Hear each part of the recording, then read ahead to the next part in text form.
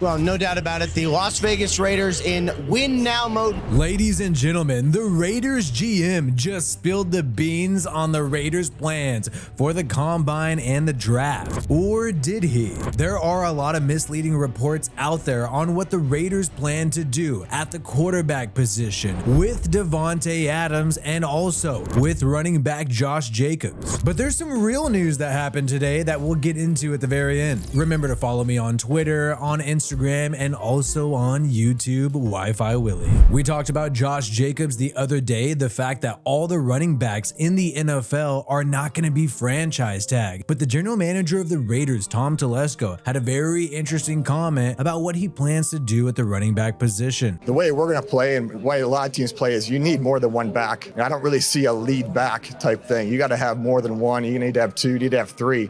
They all have different roles with the team. The way this game's played is it's hard to do just to put that all on one person. Tom Telesco also said he's trying to work out a deal with Josh Jacobs. There have been some reports that the Raiders want to sign Josh Jacobs and bring him back, but it does seem very clear that it's not a high priority for him. He's not looking for a bell cow 3-down back. He's looking for a running back committee, different guys being specialized and doing different things. The Raiders currently have Zamir White on the active roster. If Josh Jacobs wants a ton of money, I don't see the Raiders really pursuing this guy, unless of course Tom Telesco is just blowing smoke here and actually does want a bell cow running back, but I highly doubt it. What is on everybody's mind, what is keeping every Raiders fan up at night, is what are they going to do at the quarterback position? They currently have Aiden O'Connell under contract, the former 4th-round pick out of Purdue, and there's been tons of reports on what the cost would be for the Raiders to trade up. They are picking at pick number 13. They would have to trade up to get one of the top guys. You have Daniel Jeremiah, an NFL insider, predicting what he believes the cost would be for the Raiders to trade up to pick number 3 and swap with the New England Patriots. He believes the Raiders would have to give up 2 first-round picks and another first-round pick in 2026 plus a 3rd-round pick in 2025. So if you wanted to grab Jaden Daniels, maybe Drake May if he's there at pick number 3, you're basically saying sayonara to 2 future first-round picks. Is it worth it? GM Tom Telesco talked about his preferred trades at the quarterback position. 2 for me are probably leadership and toughness. I think you have to start with that. He's got to be somebody that when you're in the huddle and those 10 other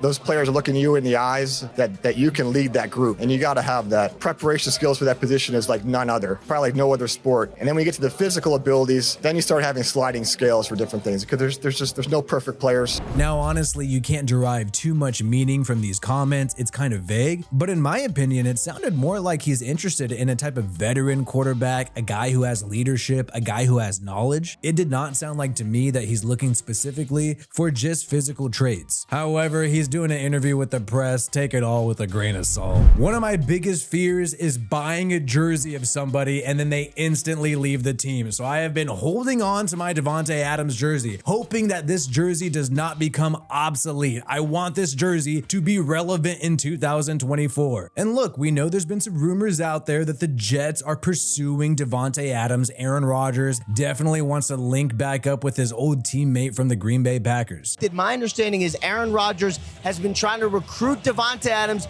to the Jets. Remember, the Jets kind of made a run at him this past year. There was nothing there. Expected to try again this offseason. And today, Tom Telesco did address these rumors. He was asked directly if the Raiders are planning on trading Davante Adams, if they're listening to any offers for Davante Adams. And I saw this on NFL Network. I saw this by Adam Schefter today. And when I saw this, I was like, oh, good. You know, Tom Telesco squashed the rumors. This is great. The Raiders are going to be A-okay. Davante Adams is for sure going to be a Raider in 2024.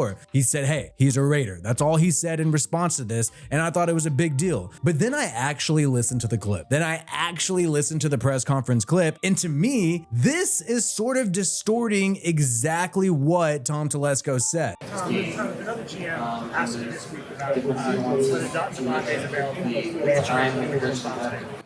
He's a Raider.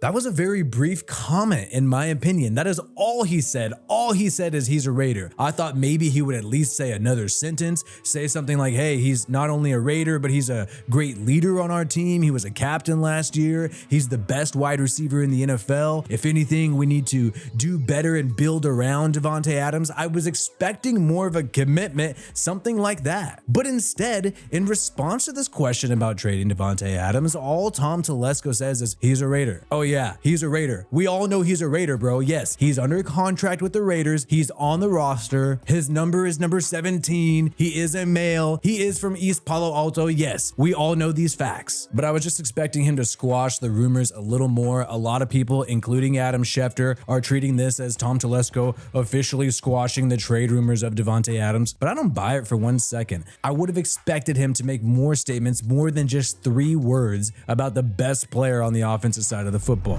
Davante Adams doesn't know what the future holds, but he seems like he wants to play with the Raiders. He seems like he likes Antonio Pierce, and he also is favorable to the new offensive coordinator, Luke Getsy. He had some comments just a few weeks ago after Luke Getsy, the former Bears offensive coordinator, was hired by the Las Vegas Raiders. He said he was really excited, said they came into the NFL together in 2014 with the Packers, and he said it was a good feeling knowing that he's going to work with a guy that he's worked with before, a guy that he knows. Adams also said that him and Getsy have had success together. Getsy was the QB coach of the Packers in 2014 and 15, and also bounced around as the wide receiver position coach and passing game coordinator all the way up to 2019. So hopefully this means that Davante Adams is content with being with the Las Vegas Raiders, and hopefully the Raiders are interested in still keeping him, because the more that you keep Davante Adams, the more that you have a player like that on your roster, that shows that the Raiders are going all in and trying to win a championship in his window of his prime. Davante Adams